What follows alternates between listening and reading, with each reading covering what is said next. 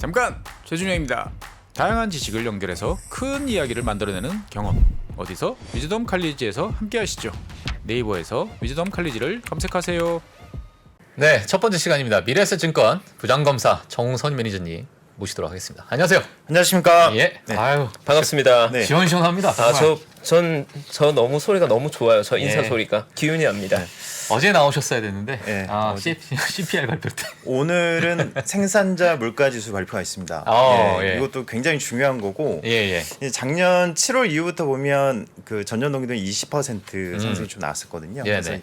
다소 좀 횡보할 가능성이 일부 있어서 음. 사실 여기에 좀 어느 정도 또 의미를 좀 저도 부여를 하고 있습니다. 예. 자, 일단 뭐 최악의 구간 혹은 가장 큰 이벤트가 일단 지났고 이제 다음 FOMC 이전까지 어떻게 좀 전략을 짜야 될지는 예. 글로벌 라이브에서 보고 판단하시면 좋을 것 같습니다. 알겠습니다. 자, 오늘 시황 바로 시작해 주시면 될 것 같습니다. 예. 오늘 상해 종합은 보합 정도에 마감했고요. 이제 심천은 0.7% 상승, 항생은 0.4% 하락 마감했습니다. 네. 일단 중국 주요 지수가 하락이 있었지만 그래도 장중 상승 전환했었고요. 2차 전지 그리고 소재 기업 상반기 홀시적이 일부 있었고 발개위의 신재생 에너지 발전 가속화 의지 발표에 따라서 예. 2차 전지, 태양광 풍력 관련주들이 강세였습니다. 일단 이제 그 올해 CPI 기준으로 보면 3%가 달성 가능하다. 이런 부분들이 의미가 좀 있었고 제일 중요했던 게 우리가 최근 중국 시장이 왜 많이 올랐을까요? 중국 시장 예. 부양책이죠, 뭐. 예, 부양측도 있지만 가장 안전하다고 생각했던 부분이 2.5%의 물가를 보고 투자자분들이 많은 선택을 했다고 저는 또 생각을 하거든요. 예. 그만큼 정책 여력이 일부 있다. 뭐 우리가 미국과 다르게 경기 침체나 일부 금리 인상에 대한 스탠스에서 좀 다소 좀 자유로웠던 부분이고 하지만 지난주에 제가 마지막 출연했을 때 확진자에 대한 그러니까 코로나 관련된 내용들이 좀 일부 있었는데 네. 본토 확진자가 발생 지역이 13곳이다. 그리고 신규 확진자 366명인데 상하이가 47명 정도가 확진자 나왔습니다. 예. 이제 일단 중요한 거는 확진자 수보다 지역이 증가하고 있다는 거고요. 이제 우리나라는 지금 비가 좀 많이 오고 있는데 이제 중국이나 다른 나라 같은 경우는 지금 현재 폭염 40도 넘는 네. 지금 폭염에 굉장히 좀 그 많은 내용들이 좀 나오고 있거든요. 그래서 중국의 내각인 이제 오늘 또 추가로 이슈가 있었던 거는 이제 중국 같은 경우 취업을 할 때 코로나 이력이 있으면 이 부분들이 굉장히 좀 불리하게 작용을 했더라고요. 그래서 이력이 있으면요. 예, 과거에 걸린 사실이 걸릴 있다면 수 있는 거 아닌가요? 예, 걸릴 수 있는 건데. 예. 그게 무슨 자기 잘못도 아니고. 감염 이력 보유자에 대한 고용 차별 문제에 대해서 중국 국무원이 엄단 방침을 하겠다. 이 부분 차별 두지 마라. 이제 이런 이슈가 좀 나왔거든요. 그렇죠. 예. 이제 이게 이제 사실 이제 고용 둔화나 그러니까 사실 우리가 가장 우려했던 상황들을 또 이끌었던 부분이지만 향후에도 이게 지속적으로 좀 영향을 미치고 있었다라고 보시면 되는데 예. 이 부분에서 정부에서 좀 강력한 스탠스를 좀 보여줬다는 게 긍정적이었고요. 지금 확진자 발생이 조금 됐는데 네. 이게 또 다시 또 봉쇄로 넘어갈 수 있는 어떤 확률이 좀 있을까요? 어떻게? 그러니까 사실 이제 PCR 검사도 이전보다는 좀 완화가 됐고, 그러니까 상대적으로 제로 코로나로 간다는 스탠스를 보이기보다는 상대적으로 예전보다는 좀 완화된 부분들을 좀 보여주고 있거든요. 네네. 저는 이제 이게 완전 봉쇄까지는 좀 가진 않은 거라고 좀 보고 있고요. 이제 일단 물가와 그리고 성장률 목표에 지금 거의 집중을 하고 있는 상황이기 때문에 네. 나쁘지 않다는 게 개인적인 생각입니다. 예. 자, 일단 오늘 은행과 부동산주가 좀 하락이 있었는데 아파트 공사 지연에 따라서 모기지 대출 상한 거부 사태가 발생했거든요. 예. 그래서 부동산 업황에 대한 우려가 좀 있었고, 그러니까 중국도 보면 선분양 비율이 2005년 60%에서 지금 90%까지 상승을 했더라고요.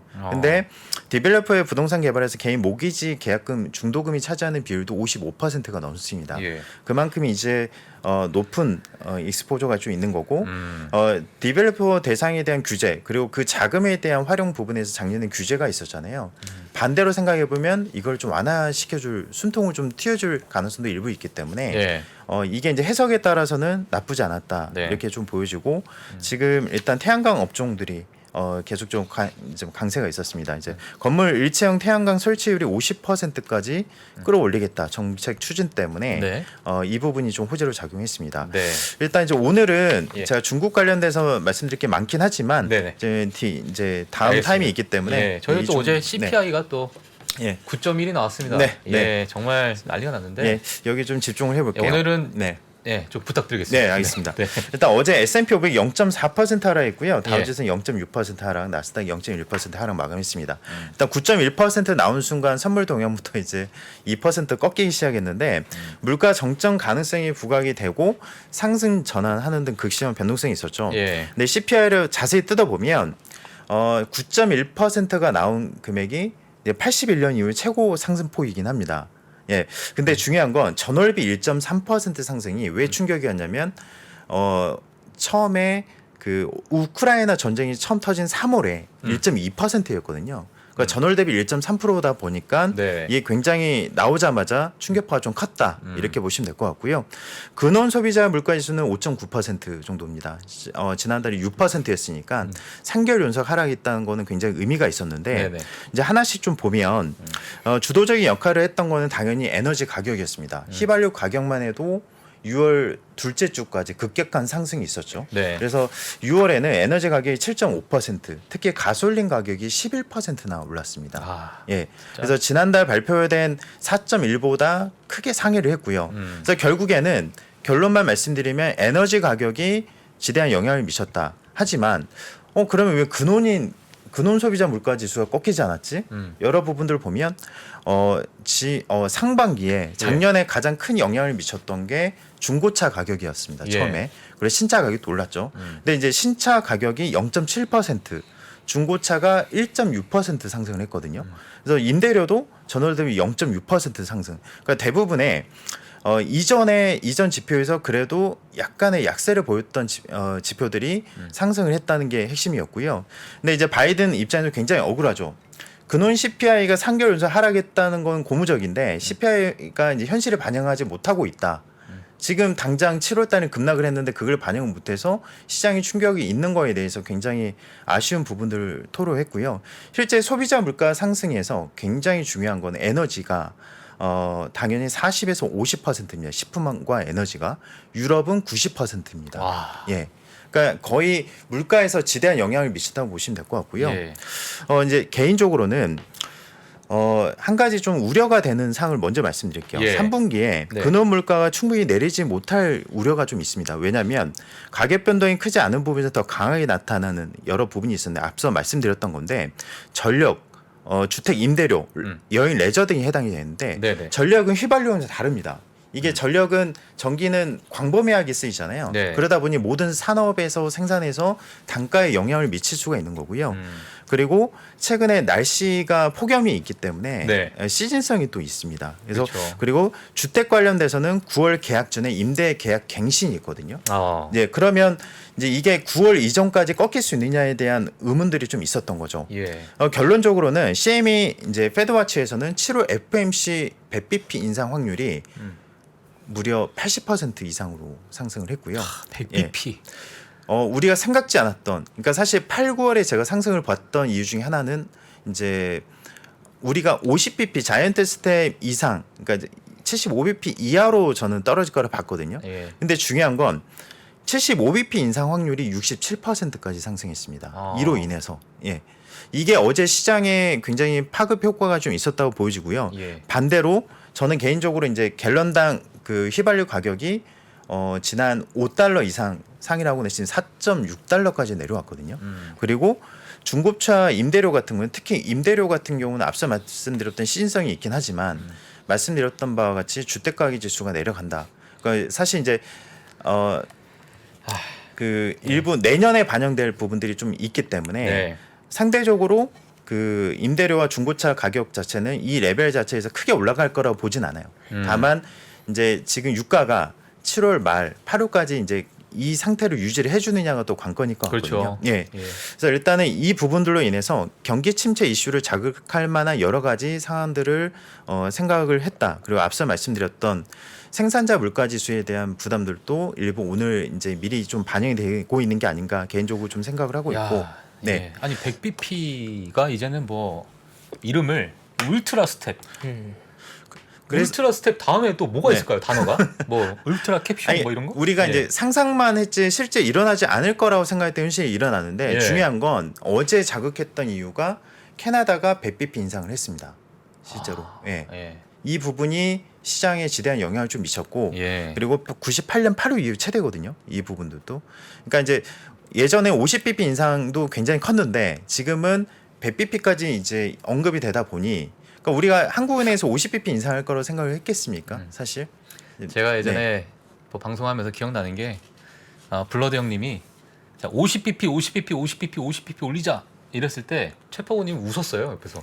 아니 무슨 말도 안 되는 소리야. 블러딩 너무 공격적이야라고 네. 생각했는데 했는데 지금 네. 100bp가 나오고 있어. 그러니까요. 예, 이게 네. 정말 네.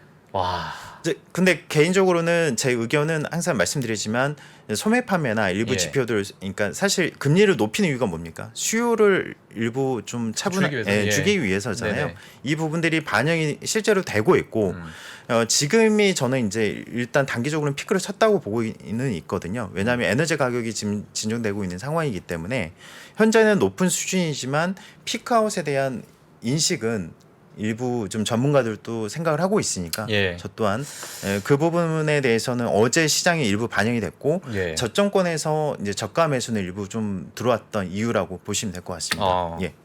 알겠습니다. 어제 뭐 저가 매수라고 또 보시나요? 혹시? 저는 이제 오늘과 이제 사실 이제 미리 좀 말씀을 드리면 네. 이제 사실 그 26일에 26일에. 사실 예. FMC와 이제 일부 그 애플 빅테크 종목들이 있죠. 특히 이제 제가 가늠해 볼 수가 있는 거는 마이크로소프트 실적 발표가 같이 있습니다. 근데 중요한 건 이제 강달러로 인해서 빅테크 종목들이 최근에 못 갔던 이유가 한 달 정도 쉬었던 이유가 강달러로 인한 해외 매출 비중이 50%가 넘잖아요. 그렇죠.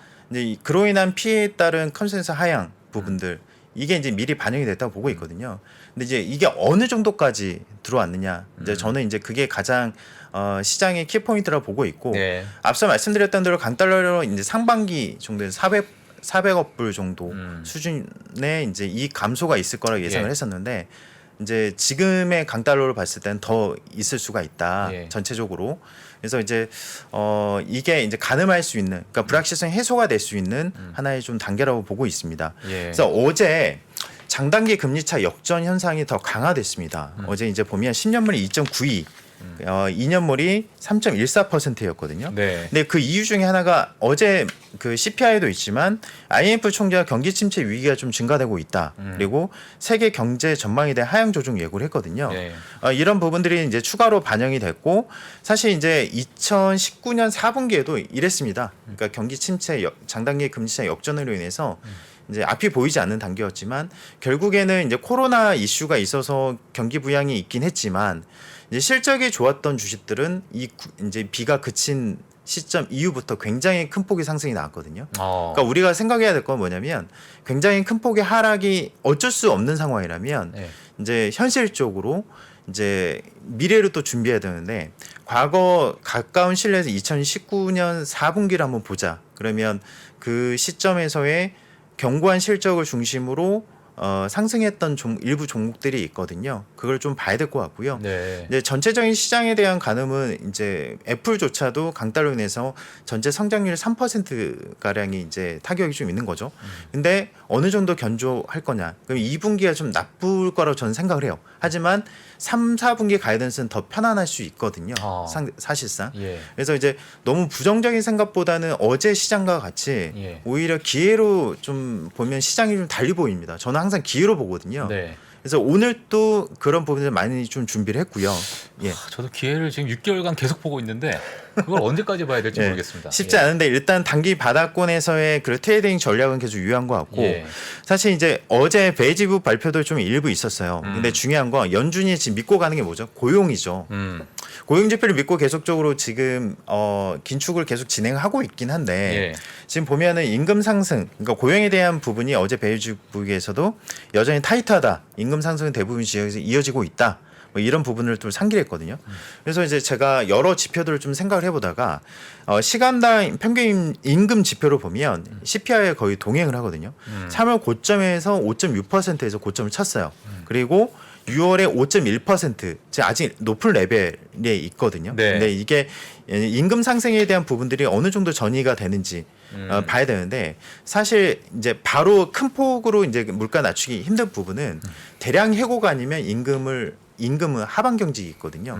네, 그래서 이제 단기적으로는 드라마틱하게 물가가 꺾일 거라 보진 않지만 이제 제가 봤을 때는 9월, 그러니까 미리 주가로 보면 8월 정도에서는 어느 정도 한 번에 그 바닥에 대한 인식들이 굉장히 생기지 않을까. 예. 그때는 이제 사실 그 어느 순간에 이제 바닥을 찍고 이제 올라갈지 모르겠지만 한번 그 타이밍을 계속 보자. 그러니까 실적 제가 지난번 출연 때 말씀드렸지 않습니까? 이번 실적 시즌 초반 하락이 좀 중요한데 제가 지금 가장 중요하게 보고 있는 게 JP 모건 실적입니다. JP 모건 예, 실적이요? 이제 일단 금융주가 네. 이제 장단기 금리차 역전 때문에 어제 하락을 했어요. 근데 은행 실적을 통해서 경기 침체에 대한 힌트를 얻을 수가 있거든요. 네네.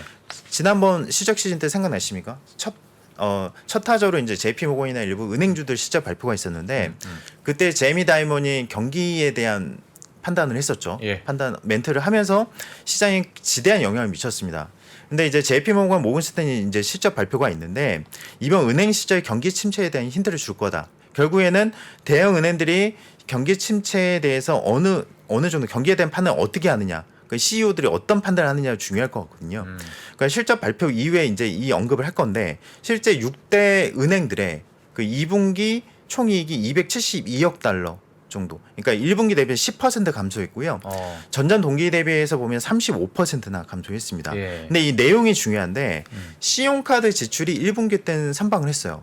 근데 중요한 건 만약에 2분기 때 좋지 않다. 그러면은 지갑을 열지 않으면 경기 민감주에 대해서는 부정적인 의견들이 좀 나올 수가 있잖아요. 네. 그래서 이 부분이 제일 중요한 것 같고 최근 금리가 굉장히 가파르게 올라가고 있죠. 주택담보대출이나 주택시장에 대한 판단도 같이 할 수가 있을 겁니다. 네. 그래서 이제 일단 JP모건 실적과 일부 부분들에 대한 멘트들도 굉장히 중요할 거라고 저는 보고 있고요. 지금 시간이 2분밖에 안 남아서 더 중요한 걸 좀 말씀드릴게요. 네네. 일단 반도체 기업들이 최근에 하락을 했던 이유는 지난 방송 때 말씀드렸던 바와 같이 DUV 장비에 대한 수출 제한, ASML에 대한 수출 장비에 대한 부분들 중국 쪽에 판매 금지 얘기가 좀 있었죠. 예. 그리고 이제 모건 스탠리의 그런 전망들 반도체 기업들 마이크론이나 일부 이슈들이 좀 좋지 않았는데 최근 대만 반도체 기업 10곳 가운데 6곳이 지금 매출이 감소를 하고 있습니다. 중요한 건 1위에서 4위 기업들 TSMC, 미디어텍, 뭐 일부 기업들 3곳 이상이 지금 6월 달에 매출 감소가 있었어요. 근데 중요한 건 반도체는 분기 말, 그러니까 3, 6, 9, 12월에는 항상 매출이 증가하는 달이에요. 근데 그 달에 매출이 감소했다는 거는 이게 경기를 반영을 하고 있는 게 아니야. 예, 굉장히 좀 부정적인 이슈였고. 예. 하지만 TSMC와 ASML이 어제 시장을 주도했던 이유는 반도체 업황이 바닥일 수 있고 최근 비단율이 과도했다. 왜냐하면 삼성전자 실적을 오픈을 하면서 미국 시장에 영향을 미쳤습니다. 생각보다 견고했거든요. 네. 물론 강달러 영향도 좀 있긴 했겠지만 실적 발표했을 때 경고했고 반도체 업황에 대한 아직 일어나지 않는 일에 대해서 너무 부정적인 평가가 좀 있었던 게 아니냐 이렇게 보고 있고요. 네. 개인적으로는 계속 강조해드린 게 반도체 지원법 이 통과에 대한 부분인데 이게 제가 그때 금액을 말씀드리지는 않았지만 520억 달러 정도 됩니다. 근데 이게 세부 내용을 들고 의견 충돌이 계속 있죠. 근데 일단 마이크론 포함한 뭐 인텔 뭐 여러 기업들이 계속 요구를 하고 있는데 중요한 건 이게 만약에 지금 정도에서 통과가 되지 않고 합의 단계에 이르지 않으면 8월이면 폐기가 될 수가 있어요. 그래서 그 일부 장비주들이 최근 변동성이 극심했던 이유는 이걸로 인해서 뭐 올랐던 건 아니었는데 예. 이제 하나의 또 매출처가 또 이제 떨어져 나갈 수가 있는 건데. 그러네요. 근데 개인적으로 한 가지 좀 그 반전의 계기가 있습니다. 왜냐하면 반도체는 전략 물품이죠. 그러니까 전략 품목이죠. 그래서 중국에 대한 제한을 하는데 유럽은 어떻게 지금 나가고 있냐면 전 세계 반도체 수요의 20%를 담당하는데 생산은 10%밖에 되지 않거든요. 그러니까 최근에 보면 430억 유로를 웃도는 금액을 유럽 그 공공기관과 민간의 투자 예정인데 인텔도 여러 그 베네핏을 얻어서 110억 유로를 투자해서 독일에 공장을 지었습니다. 그리고 이제 독일도 반도체 산업에 140억 유로를 지금 지원을 하고 있거든요. 그럼 반대로 생각해 보면 일반 품목이면 제가 이렇게 말씀을 드리진 않아요. 전략 품목은 예전에 오일 때문에 전쟁까지 일어났었는데 네. 지금 유럽에서는 20%를 올리겠다는 거는 자급자족을 하겠다는 뜻이잖아요. 그렇게까지 가고 있는데 미국은 만약 이 법안을 통과하지 않으면 공화당과 민주당의 여러 정치적인 이벤트 물론 밀당은 하겠지만 결국에는 책임져야 될 상황들이 생길 수가 있는 거죠. 그러니까 이게 반드시 공화당에게 유리하게 돌아가지는 않을 것 같거든요. 예. 그래서 일단 반도체는 지금 양날의 검처럼 하나의 또 악재가 있지만 오히려 호재를 좀 숨기고 있다 이렇게 좀 보고 있습니다. 예. 알겠습니다. 네. 반도체 또 이제 민감한 부분이기 때문에 좀 어떻게 해결이 됐으면 좋겠네요. 네, 알겠습니다. 자, 오늘 뭐 좀 시간 관계상 못했던 부분은 네. 내일 또 기대하도록 하겠습니다. 네, 알겠습니다. 예, 네. 내일 뵙도록 하겠습니다. 내일 뵙겠습니다. 네, 감사합니다. 감사합니다. 네, 저희 정우선이니까 시장 한번 리뷰해봤고요.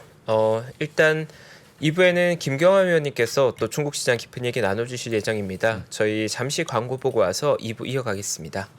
내 ETF 아이디어를 실제 상품으로 출시할 수 있는 투자 with the star 그 마지막 파이널 라운드에 진출할 영광의 4인은 지금 바로 소개하겠습니다. 김형준, 이승원, 최호균, 임재환. 총 상금 5천만 원을 가져갈 최후의 승자는 누가 될 것인가? 투자 with the star 파이널 라운드를 기대해 주십시오.